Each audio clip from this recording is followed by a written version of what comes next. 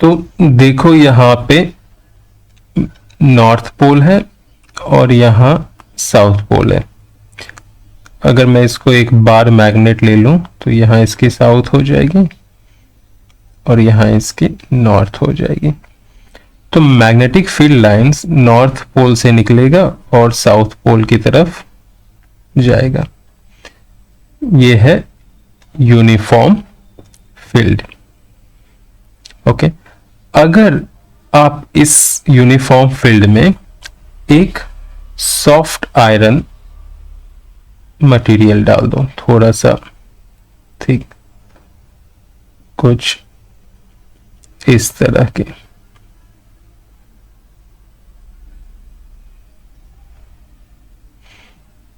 Okay, तो जो magnetic field lines हैं वो सारी की सारी कॉन्सेंट्रेट होके आयरन के अंदर से गुजरेगी, यानी सारी की सारी क्राउडेड हो जाएगी इस आयरन में, है ना। और ये जो स्पेस बचा हुआ है आयरन के बीच में, जो कैविटी है, जो स्पेस है, उससे मैग्नेटिक फील्ड लाइंस नहीं गुजरेगी, क्योंकि आयरन, सॉफ्ट आयरन की परमिएबिलिटी बहुत ही ज्यादा होती है एम्प्टी स्पेस से। तो सारी की सारी मैग्नेटिक फील्ड लाइंस आयरन से होकर गुजरेगी और बीच में कोई भी मैग्नेटिक फील्ड नहीं होगा। इस तरह से ये जो रीजन्स है, ये वाली, ये क्या हो गई, सील्डेड हो गई। किससे सील्ड हो गई? एक्सटर्नल मैग्नेटिक फील्ड से। तो बहुत सारे इंस्ट्रूमेंट जिसमें एक्सटर्नल मैग्नेटिक फील्ड नहीं चाहिए होता है उसको इसी तरह से प्रोटेक्ट करते हैं। स्पेसशिप में भी ये बहुत ज्यादा यूज में लाई जाती है। करेक्ट। तो सॉफ्ट आयरन जो है वो सील्डिंग का काम करता है। बेस्ट होता है स्फेरिकल सॉफ्ट आयरन।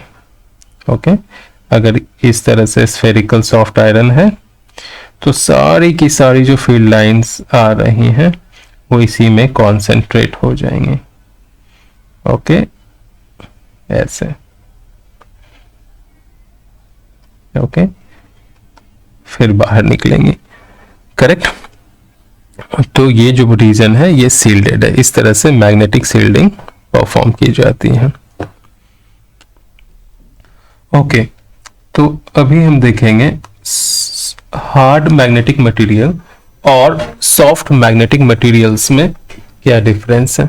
सबसे पहले एग्जांपल्स जो है हार्ड मैग्नेटिक मटेरियल्स के स्टील्स और एल्निको हैं, और सॉफ्ट मैग्नेटिक मटेरियल्स के जो एग्जांपल होते हैं सॉफ्ट आयरन, निकल, कोबाल्ट, ये सारे होते हैं। हार्ड मैग्नेटिक मटेरियल से परमानेंट मैग्नेट बनाई जा सकती है। सॉफ्ट मैग्नेटिक मटेरियल से इलेक्ट्रोमैग्नेट या टेम्पररी मैग्नेट बनाई जा सकती है। हार्ड मैग्नेटिक मटेरियल्स जो है काफी दिक्कत होती है इसको मैग्नेटाइज और डीमैग्नेटाइज करने में, मतलब हार्ड होती है, और आसान है सॉफ्ट मैग्नेटिक मटेरियल्स को मैग्नेटाइज और डीमैग्नेटाइज करने में। हार्ड मैग्नेटिक मटेरियल्स की रिटेंटिविटी और कोअर्सिविटी हाई होती है। सॉफ्ट मैग्नेटिक मटेरियल्स की रिटेंटिविटी और कोअर्सिविटी लो होती है। हार्ड मैग्नेटिक मटेरियल्स की हिस्टेरेसिस लूप वाइड होती है। सॉफ्ट मैग्नेटिक मटेरियल्स की हिस्टेरेसिस लूप नैरो होती है।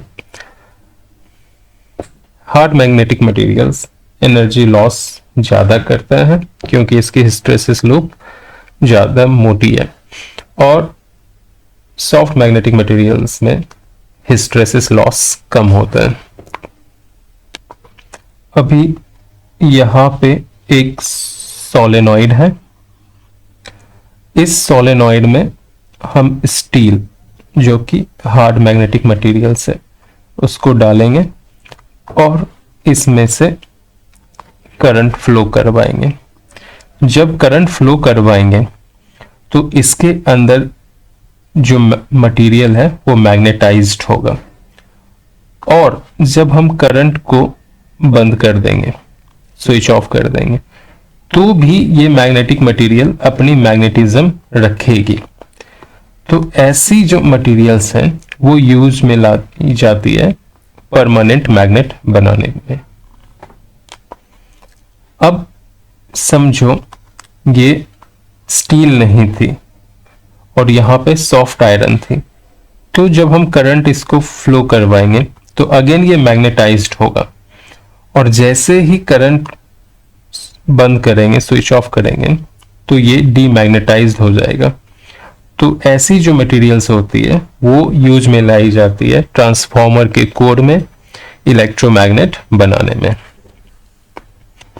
अगर ये मटेरियल इसके अंदर नहीं होता तो मान लो मैग्नेटिक फील्ड स्ट्रेंथ सोलेनॉइड के अंदर बी होती, लेकिन अगर सॉफ्ट आयरन इसके अंदर डाला गया कोर में तो इसके अंदर जो मैग्नेटिक फील्ड स्ट्रेंथ है वो लगभग 1000 टाइम्स बढ़ जाएगी। ओके, और इंडक्टेंस भी इंक्रीज होती है। जब हम आयरन की कोर डालते हैं तो पहले जब एयर थी उस समय सेल्फ इंडक्टेंस जो भी होगा उससे काफी ज्यादा हो जाएगी जब आयरन की कोर इसके अंदर डाली जाएगी। इलेक्ट्रोमैग्नेट को मैं फिर से रिवाइज करवा दूं। इलेक्ट्रोमैग्नेट्स जो हैं वो बनते हैं सॉफ्ट आयरन से। इनकी परमिएबिलिटी बहुत ही ज्यादा होती है और इनकी रिटेंटिविटी और कोअर्सिविटी काफी कम होती है। ये जब करंट बंद कर दी जाए तो मैग्नेटिज्म नहीं रखते हैं। ये तभी तक मैग्नेटिक इफेक्ट शो करते हैं जब तक इनके अंदर से करंट फ्लो कर रही हो। इनका इस्तेमाल इलेक्ट्रिक बेल्स, स्पीकर और क्रेन्स में करते हैं हेवी ऑब्जेक्ट को लिफ्ट करने में। जायंट इलेक्ट्रोमैग्नेट्स जो होती है उसका यूज क्रेन में की जाती है हेवी आयरन ऑब्जेक्ट्स को उठाने में। सुपर कंडक्टिंग मैग्नेट्स जो होती है जिनके मैग्नेटिक फील्ड स्ट्रेंथ काफी ज्यादा होती है उनका इस्तेमाल किया जाता है NMR मशीन में। मैं फिर से रिपीट कर दूं, NMR मशीन्स में। NMR का फुल फॉर्म है न्यूक्लियर मैग्नेटिक रेजोनेंस। देखो यहां पे अर्थ है, ओके, और ये जो पॉइंट है ये अर्थ की ज्योग्राफिक नॉर्थ है और ये ज्योग्राफिकल साउथ है। अर्थ को अगर आप एक मैग्नेट कंसीडर करोगे, बार मैग्नेट, तो वो कुछ इस तरह से अपीयर होगी, ओके, और अर्थ की मैग्नेट की नॉर्थ पोल इधर होगा और उसका साउथ पोल इधर होगा। लेकिन अर्थ के सरफेस पे मान लो यहां पे हम हैं और हमने एक बार मैग्नेट लटका दी, ओके, और फ्रीली ऑसिलेट हिला डुला दिया, तो ये किस डायरेक्शंस में रेस्ट करेगी? ये घूमने फिरने के बाद कुछ इस तरह रेस्ट करेगी हिलने डुलने के बाद। इसकी जो नॉर्थ पोल होगी वो ज्योग्राफिकल नॉर्थ पोल को अलाइन करेगी। ओके, ऐसा इसलिए होगा क्योंकि नॉर्थ पोल को साउथ पोल अट्रैक्ट करेगा, है ना। तो जो नॉर्थ पोल है एक्सटर्नल मैग्नेट की, यानी हमारे मैग्नेट की, वो अर्थ के ज्योग्राफिकल नॉर्थ की तरफ जाएगा और अर्थ के मैग्नेट के साउथ की तरफ जाएगा। ठीक है, ये मैग्नेटिक साउथ पोल है और ये ज्योग्राफिकल नॉर्थ पोल है। तो स्टेटमेंट ऐसा होगा, अगर हम एक बार मैग्नेट को फ्रीली सस्पेंड करेंगे अर्थ के सरफेस के ऊपर, तो उस बार मैग्नेट की नॉर्थ पोल अर्थ के ज्योग्राफिकल नॉर्थ की तरफ होगा। अभी यहां पे एक बार मैग्नेट है, यहां इसकी नॉर्थ पोल होगी, यहां इसकी साउथ पोल होगी। इनके बीच जो लेंथ है वो L कंसीडर कर, इस, ठीक है, और इस पोल की पोल स्ट्रेंथ को हम M प्राइम से डिनोट करते हैं दोनों की। ओके, तो इसकी जो मैग्नेटिक डायपोल मोमेंट होगी, मैग्नेटिक डायपोल मोमेंट वो हो जाएगी pole strength times separation between the poles. और मैग्नेटिक डायपोल मोमेंट की जो डायरेक्शंस होगी वो साउथ से नॉर्थ पोल की तरफ होगा। ठीक है, साउथ टू नॉर्थ, ये हो जाएगी डायरेक्शन। मैग्नेटिक डायपोल मोमेंट को स्मॉल m से भी रिप्रेजेंट करते हैं और म्यू से भी रिप्रेजेंट करते हैं। ठीक है, कि वेक्टर क्वांटिटी होती है, तो इसको म्यू से भी रिप्रेजेंट करते हैं, तो कंफ्यूज नहीं होना है। वैसे कंफ्यूज तो होंगे ही।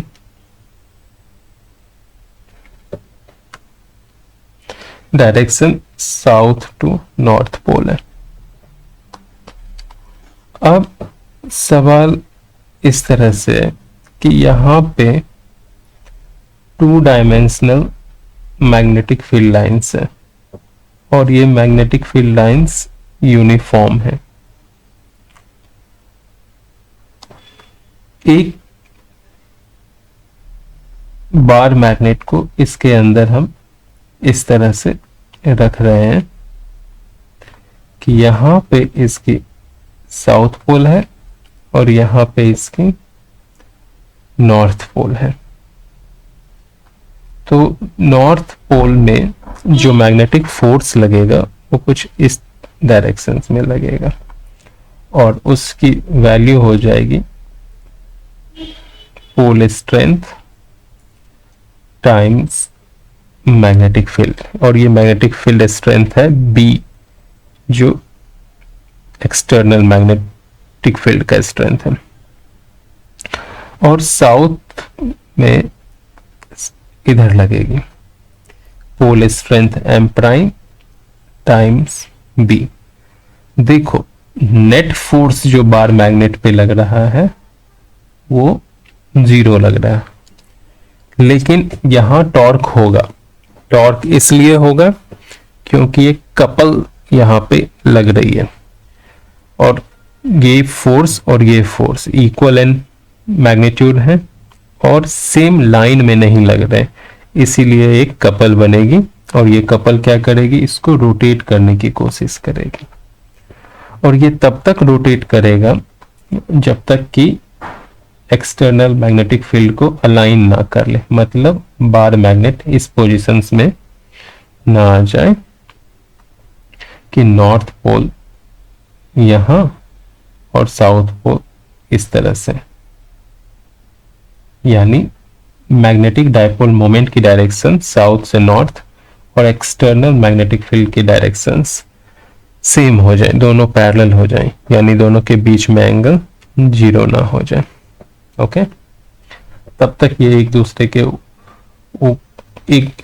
के ऊपर टॉर्क लगाएंगे, यानी एक दूसरे के ऊपर नहीं, यानी बार मैग्नेट के ऊपर टॉर्क लगेगी, किसकी वजह से, एक्सटर्नल मैग्नेटिक फील्ड की वजह से, और ये रोटेट होती रहेगी। अब हमें टॉर्क का मैग्नीट्यूड निकालना है, तो यहां से मैं एक डॉटेड लाइन खींच रहा हूं और यहां से डॉटेड लाइन खींच रहा हूं। तो देखो ये दोनों ही फोर्स के बीच की परपेंडिकुलर डिस्टेंस है। ओके, तो इसको बोलते हैं कपल आर्म। ये जो डिस्टेंस है दोनों फोर्स के बीच की जो परपेंडिकुलर डिस्टेंस है, इसको बोलते हैं कपल आर्म। ओके, तो जो टॉर्क की मैग्नीट्यूड होती है वो कपल आर्म लेंथ बोल लो पूरा टाइम्स फोर्स, कोई भी एक फोर्स, तो M प्राइम B है ना, ये हो जाएगी टॉर्क। तो कपल आर्म लेंथ कैसे निकालेंगे? ये वाली जो लेंथ है वो L दी हुई है, करेक्ट। और मान लो मैग्नेटिक डायपोल मोमेंट और जो मैग्नेटिक फील्ड लाइंस है उसके बीच की एंगल थीटा है। अगर ये थीटा है तो करस्पॉन्डिंग एंगल ये भी क्या हो जाएगी? थीटा, और ये भी क्या हो जाएगी? थीटा। ये सारे करस्पॉन्डिंग एंगल, ओके। तो ये थीटा है, ये पूरी L है, तो ये लेंथ क्या हो जाएगी? L sine theta. तो कपल आर्म लेंथ की जगह लिखेंगे L sine theta into M prime B। तो टॉर्क आ गया M prime B L sine theta. इसी को वेक्टर के फॉर्म में लिख सकते हैं। अब यहां देखना, M प्राइम इंटू L क्या होता है? Dipole moment. तो इसको डायपोल मोमेंट लिख देंगे, तो क्या हो जाएगी? ये mu cross B। Dipole moment को M से भी डिनोट करते हैं, तो जो M यूज करते हैं उनके लिए M vector cross B vector. यहां से पता चलता है टॉर्क मैक्सिमम कब होगा? जब थीटा 90 डिग्री होगी, और जब थीटा 180 और 0 होगी तो टॉर्क भी 0 होगा। अब इसमें थोड़ा सा चेंज करेंगे तो एक क्वेश्चन सॉल्व हो जाएगी। देखो, अगर ये बार मैग्नेट को लटकाया होता, ठीक है, इस तरह से सस्पेंड किया होता, तो जब इसके ऊपर टॉर्क लगती तो ये जो सस्पेंशन वायर है इसके ऊपर एंटी टॉर्क स्टैब्लिश होता, ठीक है। जब इसके ऊपर टॉर्क लगती तो इसके ऊपर क्या होता है? एंटी टॉर्क स्टैब्लिश होता, और ये दोनों एक टाइम के बाद इक्विलिब्रियम में आ जाते हैं, ठीक है। हमने मूविंग कॉइल गैल्वेनोमीटर में भी ऐसा देखा हुआ, करेक्ट। अब ये जो टॉर्क लग रही है ना, और जब एंटी टॉर्क पूरी की पूरी स्टैब्लिश हो जाएगी सस्पेंशन वायर में, तो ये रोटेट करेंगे। यानी रोटेशंस में क्या होगा? कंप्लीट रोटेशंस नहीं होगा, ऑसिलेटरी मोशंस होगा, बैक एंड फोर्थ। कैसा होगा? आगे एंड पीछे, ठीक है। टॉर्जनल ऑसिलेशंस होगा, आप लोग ऐसा बोलो, करेक्ट। तो अभी जो हमने टॉर्क देखा है वो क्या देखा है? M B साइन थीटा, है ना। और जो इसके अंदर एंटी टॉर्क आएगी वो हो जाएगी moment of inertia of this bar magnet और एंगुलर एक्सेलरेशंस। तो इन दोनों से हमें MB sine theta equal to minus I alpha मिलेगा, और यहां हो जाएगी MB साइन थीटा, जो नीचे आई डाल देंगे माइनस, तो ये हो जाएगा अल्फा। तो अल्फा इक्वल टू मिल गई है minus MB sine theta by I, correct. अगर ये एंगल बहुत ही छोटा हो तो साइन थीटा क्या हो जाएगी? थीटा। तो alpha equal to minus MB theta by I हो जाएगी। ये रिप्रेजेंटेशंस को कंपेयर करो इससे, अल्फा इक्वल टू क्या होता है? Minus omega square theta. Omega क्या है? Angular frequency, angular velocity, angular frequency. तो इससे कंपेयर करेंगे इसको, तो ओमेगा स्क्वायर क्या हो जाएगी? MB बाय आई, तो ओमेगा क्या हो जाएगी, under root M B by I. तो टाइम पीरियड क्या हो जाएगा, 2 pi by omega. So 2 pi under root I by M B. फिर से लिख दो, time period equal to 2 pi under root I by M B. Okay, अब हम देखेंगे magnetic dipole uniform magnetic field में कितनी पोटेंशियल एनर्जी रखती है।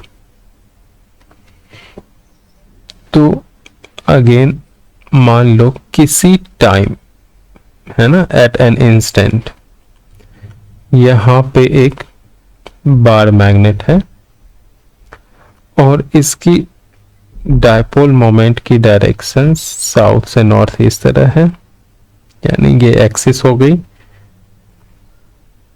इन दोनों के बीच में जो एंगल फॉर्म हो रहा है, यानी मैग्नेटिक फील्ड और मैग्नेटिक डायपोल मोमेंट, वो थीटा एट टाइम टी हो रहा है। तो इस समय जो ये टॉर्क एक्सपीरियंस करेगा वो हो जाएगा एम बी साइन थीटा। ठीक है, हम चाह रहे हैं ये जो बार मैग्नेट है इसको हम इस डायरेक्शंस में थोड़ा सा रोटेट कर दें। नेचुरली ये इस डायरेक्शंस में रोटेट करेगा, अलाइन करने की कोशिश करेगा अपने आप को मैग्नेटिक फील्ड के डायरेक्शंस में, लेकिन हम जबरदस्ती बाहर से टॉर्क लगाएंगे और इसको थोड़ा सा रोटेट करेंगे डी थीटा एंगल इस तरफ। तो हमारे को वर्क करना पड़ेगा इसको रोटेट करने के लिए, है ना, क्योंकि हम नेचुरल टॉर्क के अगेंस्ट इसको मूव करा रहे हैं, तो हमें वर्क करना पड़ेगा। हम जो वर्क करेंगे वो वर्क एक्स्ट्रा पोटेंशियल एनर्जी के फॉर्म में स्टोर हो जाएगा। ठीक है, यही टेक्निक यूज करेंगे।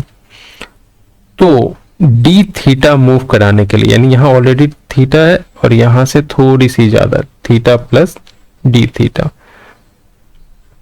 कितना वर्क करेंगे। तो जो वर्क होगा मान लो वो डी डब्ल्यू कर रहे हैं, और वो क्या होता है, टॉर्क टाइम्स जितना एक्स्ट्रा आप उसको एंगुलर डिस्प्लेसमेंट दे रहे हो, कितना एक्स्ट्रा एंगुलर डिस्प्लेसमेंट दे रहे हो, डी थीटा। अब जो होगा टोटल, मतलब अगर आप इनिशियल से फाइनल पोजीशंस की तरफ जाओगे तो वर्क इक्वल टू हो जाएगा थीटा इनिशियल, शुरुआत में एंगल क्या थी, और theta final T D theta. So ये हो जाएगी theta initial theta final, torque है M B sine theta D theta. तो एम बी तो बाहर आ गई क्योंकि कांस्टेंट है, साइन का कॉस थीटा हो जाएगा और theta final minus cos theta हो जाएगा, सॉरी, थीटा फाइनल और थीटा इनिशियल। ये हो जाएगा minus M B cos theta final minus cos theta initial. तो जो माइनस एम बी,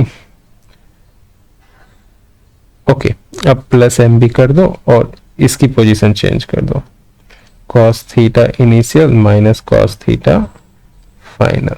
ओके, तो जो वर्क आया है वो क्या आया है, M B cos theta initial minus cos theta final.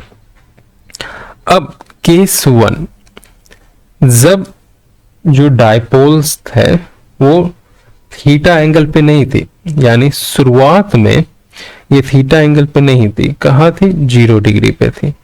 Okay, case 1 जब theta initial equal to 0 degree, तो वर्क क्या हो जाएगा, एम बी कॉस 0 और ये कॉस थीटा फाइनल, तो ये हो जाएगी M B 1 minus cos theta final. इसी तरह केस सेकेंड, जब ये 180 डिग्री पे हो, मतलब ऑपोजिट हो, इसको हम बोलते हैं थीटा जीरो को हम बोलते हैं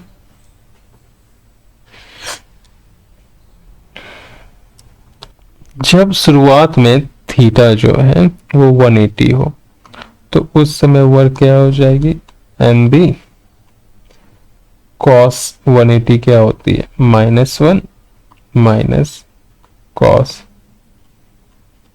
थीटा।